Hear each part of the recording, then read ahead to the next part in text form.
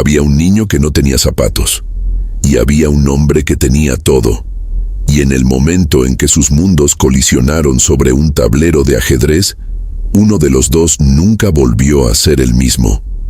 Pero lo que nadie esperaba era cuál de los dos sería destruido para siempre. ¿Desde dónde nos estás viendo en este momento?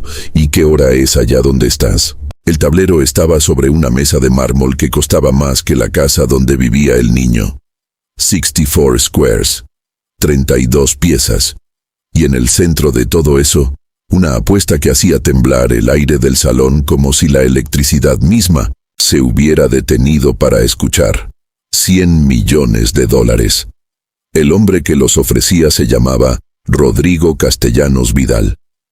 Tenía 54 años, el cabello plateado con la precisión de quien lo cuida en salones exclusivos, y una sonrisa que no era una sonrisa sino un arma. Era el tipo de hombre que no entra a una habitación, la compra antes de llegar.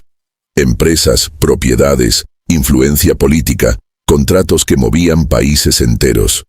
Su fortuna era tan grande que los números ya no significaban nada para él, eran solo dígitos. Solo poder abstracto convertido en cifras que otros pronunciaban con reverencia. Y el ajedrez era su religión privada. No lo jugaba para ganar dinero. Lo jugaba para confirmar algo que ya sabía sobre sí mismo, que era más inteligente, más calculador, más frío que cualquier ser humano que pudiera sentarse frente a él. Había derrotado a profesores universitarios, a diplomáticos, a un exministro de finanzas que sudó durante 4 horas antes de rendirse, a un empresario ruso que llegó creyendo que venía a negociar un contrato y salió habiendo perdido su orgullo en 42 movimientos. Rodrigo Castellanos no jugaba ajedrez. Rodrigo Castellanos usaba el ajedrez para recordarle al mundo quién era él. La apuesta de los 100 millones la había lanzado 3 semanas antes, en una cena de gala en Cartagena, con 34 personas escuchando. $100 millones para cualquiera que lo derrotara en una partida oficial, con árbitro, con reloj, con testigos. La sala había reído. Algunos habían aplaudido como si fuera un chiste brillante. Otros habían calculado en silencio si valía la pena intentarlo. Ninguno lo había tomado en serio como desafío real, porque todos sabían que Rodrigo no hacía apuestas que pudiera perder. Excepto que alguien sí lo tomó en serio. Y ese alguien tenía 12 años. Mateo Fuentes Salgado vivía en el barrio de 1900 La Esperanza, que era un nombre cruel para un lugar que ofrecía tan poca de ella. Las calles eran de tierra apelmazada, donde el polvo se levantaba con el viento de la tarde y se metía en los pulmones y en los ojos y en la ropa recién lavada. Las casas eran bloques de cemento sin terminar, con varillas de acero sobresaliendo de los techos como dedos hacia el cielo, señalando una promesa de segundo piso que nunca llegaría. Mateo caminaba descalzo la mayor parte del tiempo, porque sus únicos zapatos los guardaba para la escuela, no como símbolo de pobreza que exhibir, sino como decisión práctica de quien sabe que los recursos no se desperdician. Era un niño delgado, con los ojos grandes y oscuros, de quien ha aprendido a observar en lugar de preguntar, con las manos callosas de ayudar a su madre en el mercado los sábados. Su madre se llamaba Carmen. Trabajaba 12 horas diarias en una lavandería industrial donde el vapor le había dejado marcas rosadas en los antebrazos que ella cubría con mangas largas aunque hiciera calor. No se quejaba. Era el tipo de mujer que ha convertido la resistencia en identidad, que ha decidido que la dignidad no depende de las circunstancias, sino de la manera en que te paras frente a ellas. Mateo la amaba con una intensidad que los niños de su edad raramente tienen palabras para describir. El ajedrez llegó a la vida de Mateo por accidente, como llegan las cosas más importantes.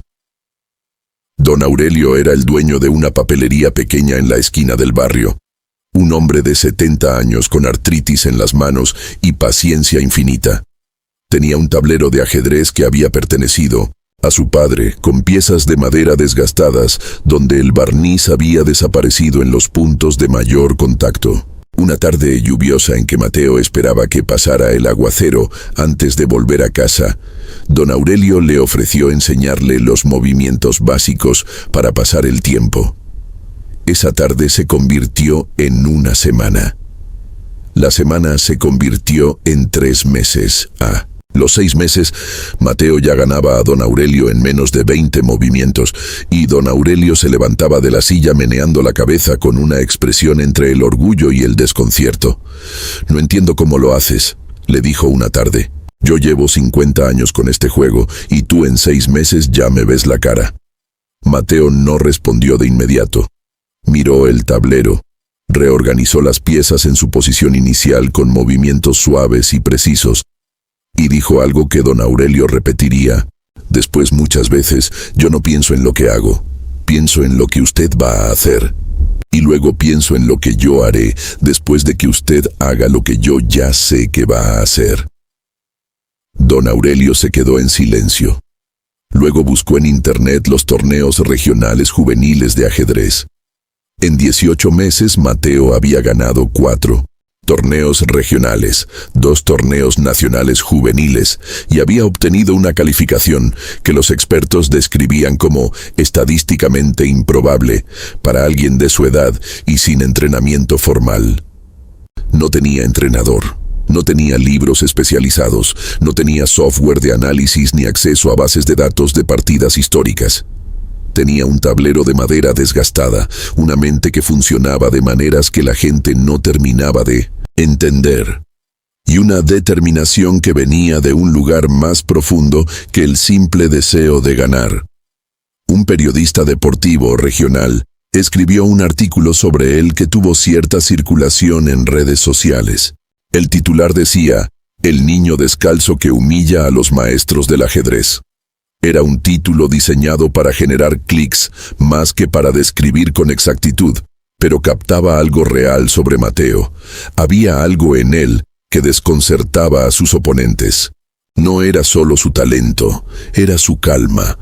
Era la manera en que lo miraba a uno, no con arrogancia, sino con una atención tan completa, tan quieta, que resultaba profundamente inquietante, como si ya supiera.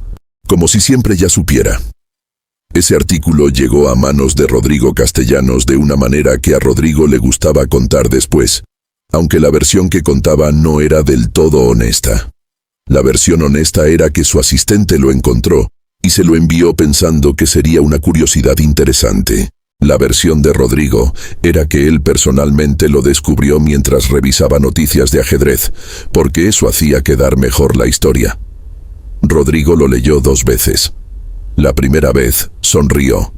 La segunda vez, algo en su interior, algo que había estado dormido mucho tiempo, despertó con una sensación que no era exactamente incomodidad, pero que tampoco era completamente cómoda. Llamó a su asistente y dio una instrucción sencilla: encontrar al niño y extenderle una invitación formal al desafío. La carta llegó un martes. Carmen Fuentes. Salgado la recibió en la puerta de su casa a las 7 de la mañana, cuando aún llevaba el delantal de cocinar el desayuno. El sobre era de papel grueso y tenía un logotipo dorado en la esquina. Dentro había 2 hojas escritas en lenguaje legal que Carmen tuvo que leer 3 veces para entender, y una tercera hoja que era una invitación oficial con fecha, hora y dirección. Mateo estaba comiendo cuando su madre entró con el sobre. Leyó la carta sin cambiar de expresión. Puso el papel sobre la mesa con cuidado, como si fuera algo que podría romperse. Tomó otro bocado de su desayuno, y luego dijo, con la misma voz con que habría pedido sal: «Mamá, ¿cuándo es el sábado que viene?» Carmen lo miró sin entender. «Todavía». «En 6 días», dijo. «¿Por qué?» «Porque en 6 días voy a ganar $100 millones. No lo dijo con soberbia. No lo dijo como una fanfarronada. Lo dijo como una observación sobre el clima o sobre el horario del autobús. Con la misma certeza tranquila con que uno afirma hechos que simplemente son. Carmen se sentó. Necesitaba sentarse. Los 6 días siguientes fueron un torbellino que los dos navegaron de maneras completamente diferentes. Carmen alternaba entre el pánico y la esperanza con una velocidad que la agotaba. Llamó a la hermana de Rodrigo Castellanos, que aparecía en artículos de prensa, un número que no era fácil de conseguir, para verificar que el ofrecimiento era real. Le respondió una secretaria que confirmó con voz monocorde que sí, la invitación era legítima, y que si el niño se presentaba con un tutor legal, el desafío se realizaría bajo las condiciones especificadas. Condiciones que incluían un árbitro certificado, un reloj oficial de torneo, testigos notariales y una transferencia bancaria confirmada antes de comenzar la partida, retenida en fideicomiso, liberada al ganador al terminar. Era real, era completamente real. Carmen se despertó 3 noches seguidas a las 3 de la madrugada, con el corazón acelerado, mirando el techo, calculando probabilidades que no sabía calcular y escenarios que no quería imaginar. ¿Y si perdía? No perdería dinero, no tenía nada que apostar, pero perdería algo. ¿Qué? La ilusión. La posibilidad que por un momento había parecido real de que su hijo pudiera cambiar el curso de ambas vidas con un juego de madera.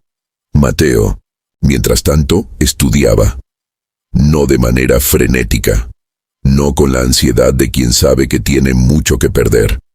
Estudiaba con la misma concentración quieta con que hacía todo, sentado frente al tablero de don Aurelio durante horas, jugando partidas contra sí mismo, analizando posiciones que surgían en su mente en la duermevela entre el sueño y la vigilia, murmurando variantes en voz baja que solo él entendía. Don Aurelio lo observaba y no decía nada. Solo una vez le preguntó: ¿Tienes miedo, Mateo? El niño levantó los ojos del tablero y pensó la respuesta con honestidad, como pensaba todas las cosas. No del ajedrez. El ajedrez no asusta. Lo que podría asustar es lo que viene después, si gano. Pero eso no es ahora. Ahora solo es el tablero. El día del desafío amaneció con un cielo limpio y un calor seco que hacía vibrar el asfalto. Carmen había encontrado en el mercado de segunda mano una camisa blanca para Mateo que estaba en buen estado y lo había planchado la noche anterior con una atención casi reverencial, como si las arrugas fueran presagios que necesitaban ser eliminados. Mateo se la puso sin protestar, aunque el cuello le apretaba un poco. Se peinó.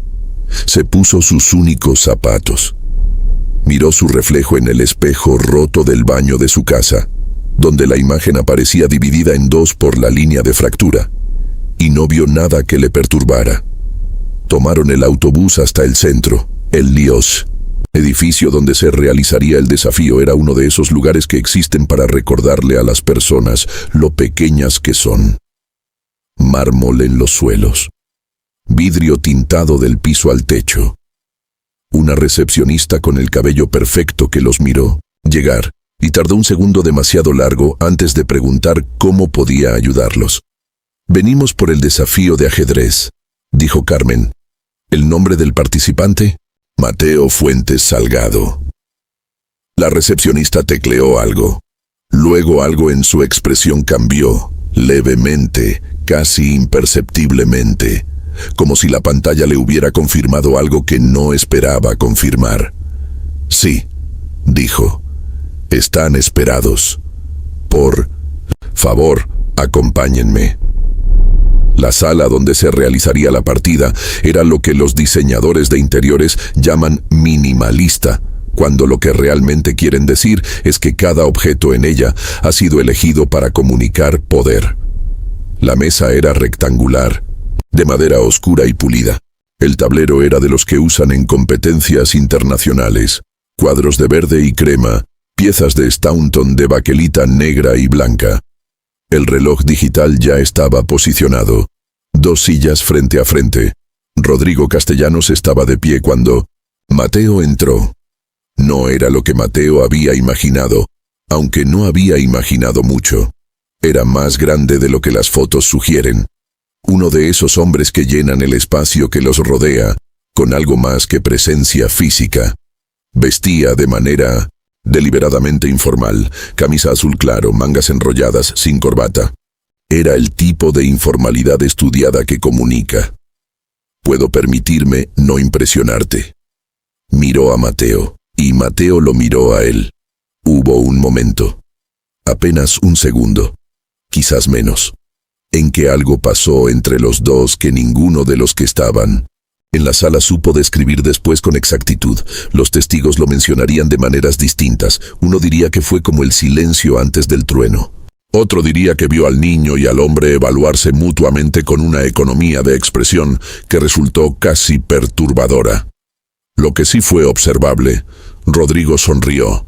Era la sonrisa que usaba cuando la situación le confirmaba lo que ya pensaba. Una sonrisa que decía, esto es lo que hay. Este niño, este desafío improvisado, esta escena que voy a poder contar después como la vez que un chico pobre intentó ganarme 100 millones y aprendió una lección sobre cómo funciona el mundo real. Lo que Rodrigo no vio, o lo que vio, pero no supo leer correctamente, fue que Mateo no devolvió la sonrisa. Mateo miró la mesa, miró el tablero y se sentó. El árbitro certificado explicó las reglas formales con la voz monótona de quien las ha repetido cientos de veces. Tiempo disponible para cada jugador, cómo se registrarían los movimientos, las condiciones de rendición y jaque mate, confirmación de que el fideicomiso estaba en orden. Este último punto lo confirmó un abogado que estaba sentado en 1900, una silla lateral con una carpeta sobre las piernas. Rodrigo eligió las blancas, era su derecho. Había lanzado el desafío. Las blancas mueven primero. Eso le gustaba a Rodrigo. La iniciativa. La posibilidad de dictar el ritmo desde el primer instante. Movió E4. El movimiento más clásico. El que abre el centro, que controla el espacio, que comunica, vengo a jugar ajedrez agresivo y a ganar rápido. Mateo respondió, E5. La respuesta, simétrica. La defensa más antigua del juego, la que dice, acepto tu invitación al centro, veamos qué tienes. Rodrigo movió con rapidez los primeros 10 movimientos. Era su estilo. Había leído sobre esto, lo había perfeccionado durante años. La velocidad inicial desequilibra a los oponentes menos experimentados, les hace sentir que van atrasados, que el ritmo les fue arrebatado antes de que pudieran establecerlo. Mateo respondía sin prisa, sin apresuramiento, sin ansiedad visible, simplemente movía. En el movimiento 12, Rodrigo hizo algo que le gustaba hacer, sacrificó un peón de manera aparentemente descuidada, en una posición que parecía un error a primera vista, pero que él sabía que era una trampa. Era una línea que había estudiado durante semanas, una secuencia que llevaba a una ventaja posicional sutil que la mayoría de sus oponentes no veían hasta que ya era demasiado tarde. Mateo tomó el peón. Rodrigo sonrió brevemente, casi invisible, y luego continuó la partida. 15 movimientos después, Rodrigo frunció el ceño por primera vez. Algo no estaba bien. El problema con las trampas preparadas es que funcionan contra oponentes que piensan de la manera que tú has anticipado. El problema más profundo es que si alguien no solo detecta la trampa, sino que la convierte en una oportunidad propia, te encuentras en una posición que tú mismo creaste pero que ahora es completamente desfavorable. Mateo no solo había visto la trampa, la había dejado funcionar parcialmente y había convertido la estructura resultante en una arquitectura posicional donde sus piezas, especialmente el caballo en F4 y la torre en la columna semiabierta, ejercían una presión que Rodrigo no había anticipado en ninguna de las líneas que había preparado. En el movimiento 22, Rodrigo usó por primera vez una cantidad significativa de tiempo en su reloj. 3 minutos y 40 segundos sobre una posición. Luego movió. Mateo respondió en 8 segundos. En el movimiento 26, Rodrigo consumió 4 minutos más. Su postura, que había comenzado relaxed y abierta, se había cerrado ligeramente. Los codos sobre la mesa, los dedos sobre la boca. La posición de alguien que está computando, que está buscando algo que sabe que está ahí, pero que no termina de encontrar. Mateo estaba sentado erguido, con las manos sobre las rodillas, cuando no era su turno. Sus ojos recorrían el tablero de manera regular, pero sin urgencia, como alguien que revisita un paisaje conocido. En el movimiento 31, uno de los testigos, un ejecutivo financiero que conocía el ajedrez lo suficiente para entender lo que estaba viendo, se inclinó hacia el abogado a su lado y le susurró algo al oído. El abogado lo miró, luego miró el tablero, luego miró a Rodrigo. Hay un momento en el ajedrez de alto nivel que los jugadores describen de distintas maneras, pero que todos reconocen de la misma manera cuando ocurre. Es el momento en que la posición se vuelve objetivamente perdida, no en el sentido de que la derrota sea inmediata, sino en el sentido de que con juego perfecto de ambos lados, el resultado ya está escrito. El tablero ya ha decidido. Lo que queda es solo la ejecución. Los jugadores lo llaman el colapso de la esperanza posicional. Los que no juegan ajedrez lo reconocen de otra manera, en la cara del que pierde. Rodrigo lo vio en el movimiento 34, no en el tablero primero, en su mente. En ese lugar donde su instinto de jugador, que era genuino aunque no fuera suficiente, le transmitió algo que su orgullo tardó varios segundos en admitir. Esto ya terminó. No en el siguiente movimiento, no en 10 movimientos, pero está terminado. La estructura es indefendible. El niño tiene un final ganado que tiene 5 meses de profundidad, y no hay nada, absolutamente nada, que yo pueda hacer al respecto. Sus manos sobre la mesa eran completamente quietas. El hombre que llenaba cualquier espacio con su presencia se había encogido, casi imperceptiblemente, como si algo interno se hubiera desinflado. Mateo lo miraba. No con triunfo. No con la expresión de quien saborea una victoria. Con algo más parecido a la atención concentrada con que un médico observa a un paciente, o con que un ingeniero examina una estructura bajo tensión. Como si lo que le interesara no fuera ganar, sino entender exactamente el momento en que la posición se había vuelto irreversible.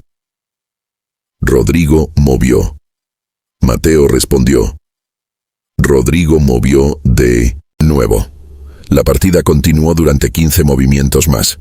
Era la fase de resistencia. El periodo donde un jugador que sabe que ha perdido sigue moviendo porque rendirse es un acto que requiere algo más difícil que perder. Requiere decirlo en voz alta. En el movimiento 49, Rodrigo extendió la mano sobre el tablero. Tumbó su rey. El silencio que siguió duró exactamente 4 segundos. Luego el árbitro dijo, con voz profesional y sin inflexión: jaque mate evitable. Victoria de las negras. Se confirma el resultado. Fue el abogado del fideicomiso quien se puso de pie primero, con su carpeta, para iniciar los procedimientos que habían sido acordados. Carmen, que había estado de pie contra la pared durante toda la partida con las manos entrelazadas sobre el estómago, exhaló un sonido que no era exactamente un sollozo, pero tampoco era exactamente otra cosa. Era el sonido de alguien a quien han devuelto algo que ni siquiera sabían que les habían quitado. Mateo no se levantó de inmediato. Se quedó mirando el tablero por un momento. Luego comenzó a recoger las piezas y devolverlas a su posición inicial, con los mismos movimientos suaves y precisos con que siempre manejaba las piezas. Como si el tablero mereciera ser devuelto al estado de posibilidad que precede a cualquier partida. Fue el primer testigo quien rompió el protocolo y comenzó a aplaudir. Los demás lo siguieron. Rodrigo Castellanos no aplaudía. Estaba sentado, con los codos sobre la mesa y los dedos entrelazados frente a la boca, mirando a Mateo con una expresión que era difícil de leer. No era furia. La furia habría sido más simple. Era algo más complicado que eso. Era la expresión de alguien que acaba de ser obligado a recalibrar algo fundamental sobre sí mismo, y que aún no sabe si la recalibración lo va a mejorar o simplemente lo va a cambiar. Mateo terminó de ordenar el tablero, levantó los ojos, miró a Rodrigo directamente y dijo, con la misma voz tranquila de siempre, «Fue una buena partida». Su sacrificio en el movimiento 12 era técnicamente correcto. El error estuvo en el movimiento 18. Ahí eligió la variante que le convenía a mí y no la que era mejor para usted. No era una fanfarronada. No era una demostración de superioridad. Era un análisis. Era la misma objetividad con que Mateo trataba todo lo relacionado con el tablero. Rodrigo lo miró durante un momento largo, y luego hizo algo que nadie en esa sala esperaba. Se rió. No la risa de antes. Esa arma, fina y calculada. Una risa diferente, más abierta, más genuina. La risa de alguien que acaba de escuchar algo absolutamente desconcertante, dicho con absoluta sinceridad, y no sabe exactamente cómo responder a eso excepto riéndose. «Tienes razón», dijo Rodrigo. «Tienes completamente razón. Los procedimientos legales tardaron 40 minutos. Firmas, confirmaciones, transferencias que el abogado verificó en tiempo real desde su computador portátil mientras el notario atestiguaba. Carmen firmó en 3 lugares diferentes con una mano que temblaba levemente, pero con una determinación que no temblaba para nada. 100 millones de dólares, depositados en una cuenta que habían abierto esa mañana específicamente para este propósito, porque Carmen no tenía ninguna otra cuenta capaz de recibir esa cantidad, y el banco había enviado un representante especial para asistirlos, porque eso es lo que hacen los bancos cuando aparecen 100 millones de dólares. Mientras todo esto ocurría, Rodrigo Castellanos se acercó a Mateo. El niño lo miró sin retroceder. «¿Cuánto tiempo llevas jugando?», preguntó Rodrigo. 2 años y 3 meses. Rodrigo procesó eso. «¿Tienes entrenador?». «No». «¿Libros? ¿Software de análisis?». «No». «¿Cómo aprendes?». Mateo pensó en la respuesta de la misma manera en que pensaba sus movimientos. No buscando la respuesta correcta, sino la respuesta honesta. «Juego», pienso. «Vuelvo a jugar. Cuando pierdo trato de entender por qué. Cuando gano también trato de entender por qué. Porque ganar sin entender no sirve de nada». Rodrigo asintió despacio. Hubo un silencio entre los dos. «Quiero proponerte algo», dijo Rodrigo finalmente. «¿Otro desafío?», preguntó Mateo. «No. Ya sé cómo terminarían los desafíos entre nosotros», dijo Rodrigo, y en esa frase había algo que costaba imaginar que dijera este hombre, una honestidad desnuda sobre sus propias limitaciones. «Lo que quiero proponerte es una inversión, en ti, en tu educación, en tu futuro». Carmen, que había escuchado desde cerca, se acercó. Rodrigo la miró. «No como caridad», añadió rápidamente, «como lo que es, el reconocimiento de que este niño tiene algo que no se puede comprar y que el mundo debería ver desarrollado. Acceso al mejor entrenador disponible, competencias internacionales, educación sin límites». Carmen miró a su hijo. Mateo miró a Rodrigo durante un momento largo. «Tendría que hablar con mi mamá», dijo. Era una respuesta perfecta, y Rodrigo lo sabía. «Por supuesto», dijo. Lo que siguió en los meses posteriores fue una de esas historias que la gente cuenta de maneras distintas dependiendo de qué aspecto les parece más importante. Algunos la cuentan como una historia de riqueza repentina, el niño pobre que ganó la lotería del ajedrez. Pero ese enfoque pierde lo más interesante porque el dinero, aunque real y transformador, no fue lo más importante de lo que ocurrió ese día.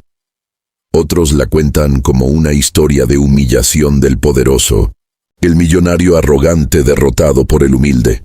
Pero ese enfoque también pierde algo, porque Rodrigo Castellanos, para ser justos, no fue simplemente arrogante, sino humano. Alguien que había construido su identidad sobre una certeza que resultó ser equivocada, y que tuvo la rara y difícil capacidad de ajustarse cuando la evidencia le demostró que se había equivocado. La versión más honesta de la historia es más sutil y más difícil de resumir en un titular. Es la historia de lo que sucede cuando la inteligencia que nadie esperaba encuentra la oportunidad que casi no llegó. Es la historia de Carmen planchando una camisa blanca a medianoche, con la misma seriedad con que otros se preparan para batallas. Es la historia de don Aurelio y un tablero de madera con el barniz gastado, que fue el lugar donde todo comenzó. Es la historia de Rodrigo Castellanos tumbando su rey y diciendo, en ese gesto silencioso, algo que nunca había dicho antes con palabras. Y es la historia de un niño que miraba el tablero y veía algo que los demás no veían.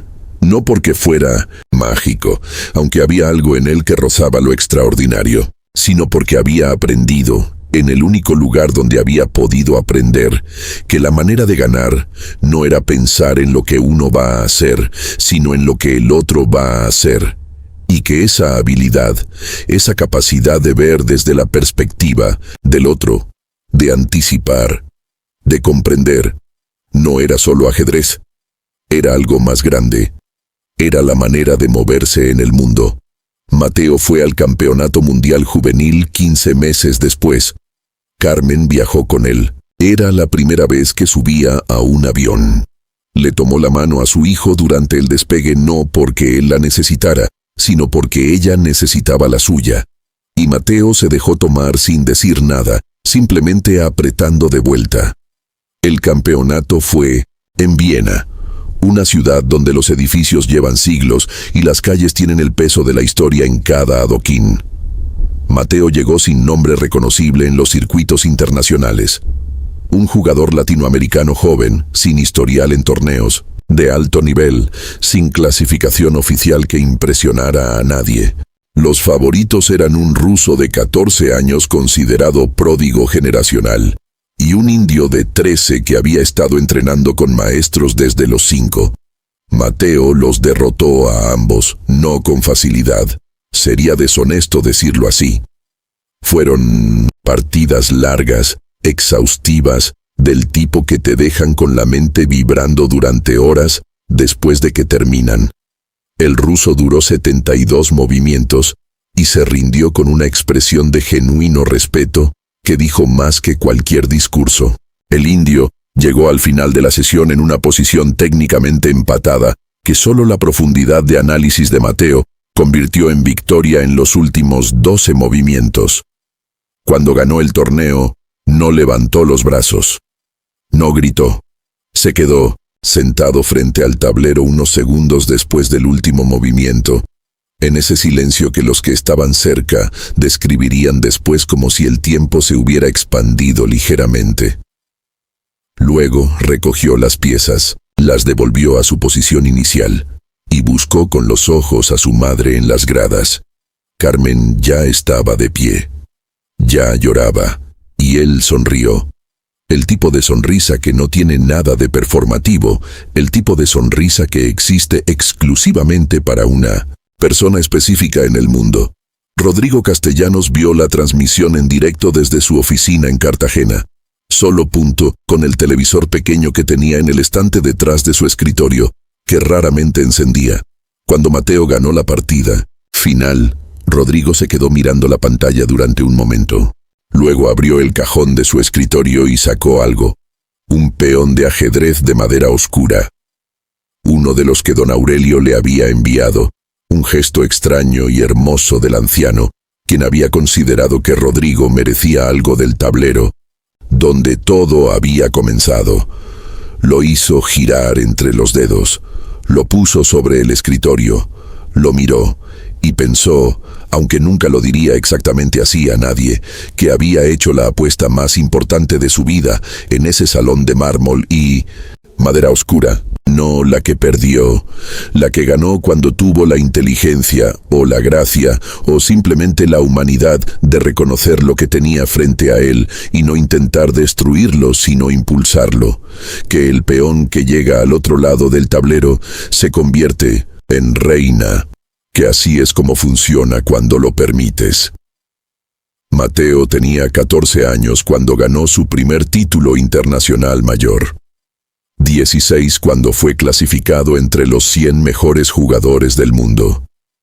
18 cuando alcanzó el nivel de gran maestros, el título más alto del ajedrez, que menos de 1.800 personas en la historia habían alcanzado.